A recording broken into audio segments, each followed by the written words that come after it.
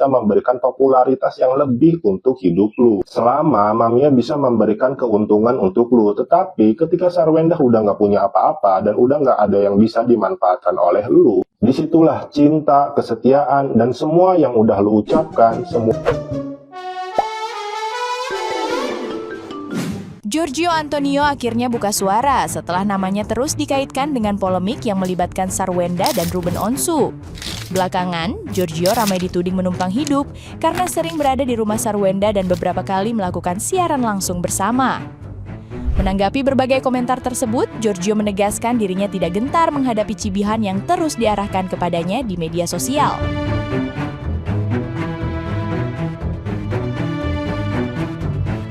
Giorgio menilai berbagai komentar negatif sengaja dibuat untuk memengaruhi mentalnya. Namun, ia memastikan akan tetap mendampingi Sarwenda dalam situasi apapun, baik saat bahagia maupun menghadapi cobaan. Giorgio juga membantah tudingan menumpang hidup dan menolak anggapan auranya meredup. Menurutnya, penilaian netizen yang budiman tidak mengubah kenyataan bahwa dirinya tetap bahagia dan teguh berada di sisi Sarwenda.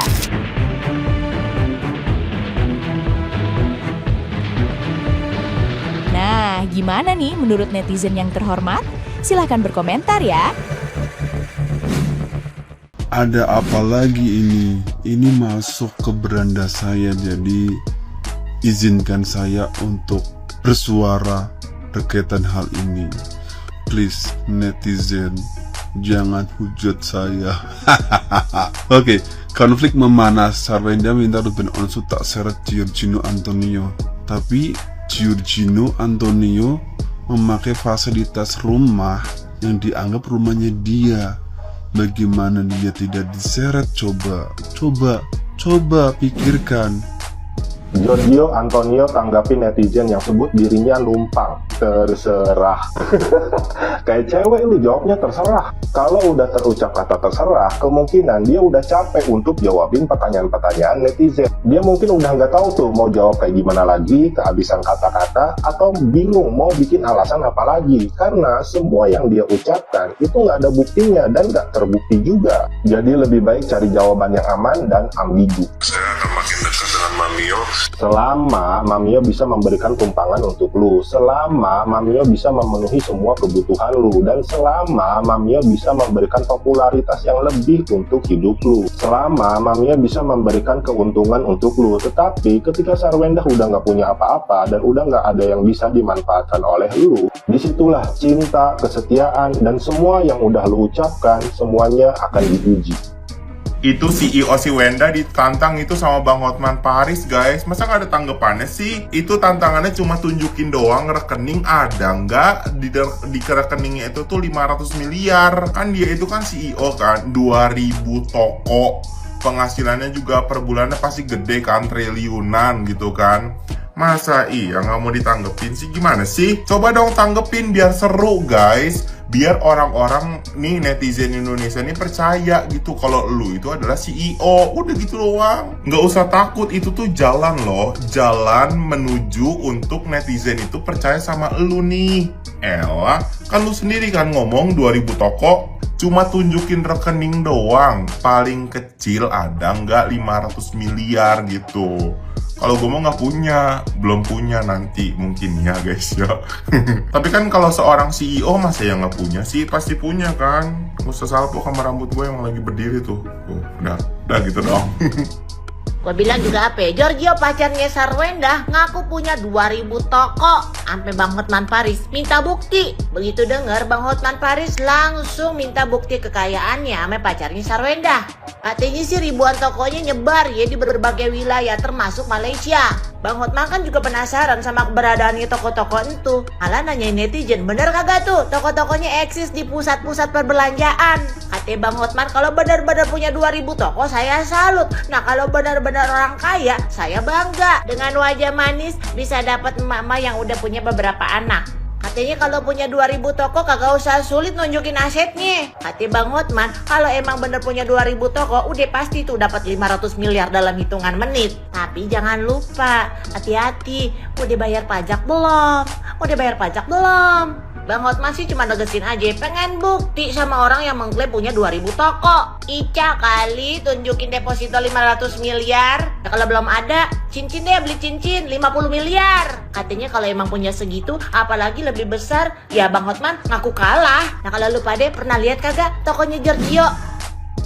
Agak terkejut tadi saya melihat VT dari Coco Cimot. Ini adalah tentang sebuah video ketika Janda Ruben Onsu ini live bersama dengan pacar CEO dan putrinya, dimana si SW ini kenapa tidak mau tidur, ayo tidur sama bunda. Dan si kecil jawabannya yang sangat tidak terduga, saya mau tidur sama bunda kalau ada uncle. Ini ya jelaslah Ruben Onsu agak sedikit was-was dan khawatir dengan cara didik yang diperlihatkan di media sosial. Apakah salah satu alasan si SW ini untuk mendatangi KPAI dan mendatangi Komnas Perempuan adalah karena video ini yang tersebar luas di media sosial atau bagaimana? Agak mau membahas agak nggak nyaman juga begitu, tapi kembali lagi ini adalah Indonesia. Dengan apa yang diucapkan oleh seorang anak kecil, biasanya bocah cilik nggak gawe-gawe. Biasanya anak kecil itu bicara apa adanya yang ada di dekatnya dan di depannya dan yang dialaminya. Ben, Bang Ruben Onsu, semoga perjuangan Bang Ruben untuk mengambil alih anak-anaknya dimudahkan oleh Tuhan. Salam cinta damai dari Kediri. Yang videonya aduh yang kayak gimana itu di live ya kan, yang di nggak tahu apanya yang dipegang itu sehingga dia teriak-teriak au gitu ya. Jadi nih pihak KPAI ini tolong tag pihak KPAI ya, tolong di tag gimana tentang video ini yang katanya mereka berstatement menjaga mental anak, semua demi anak. Si Endah adalah ibu yang baik, yang bisa mendidik anak katanya, ya kan. Tapi semua video-video yang ditunjukkan di live-nya itu tuh kok apa ya, berseberangan sama kata-katanya. Iya kan, berseberangan banget. Iya, Injas berseberangan banget. Iya, jadi ini tuh bisa jadi bukti ini kalau memang dia ibu yang tidak becus, kalau memang dia tuh ibu yang tidak pernah memikirkan perasaan anak, ya kan. Coba lihat itu loh di live itu ya, masih pacaran, belum halal. Nah, di posisi mereka numpang di rumah orang, bisa kok bahagia hai gitu ya kan.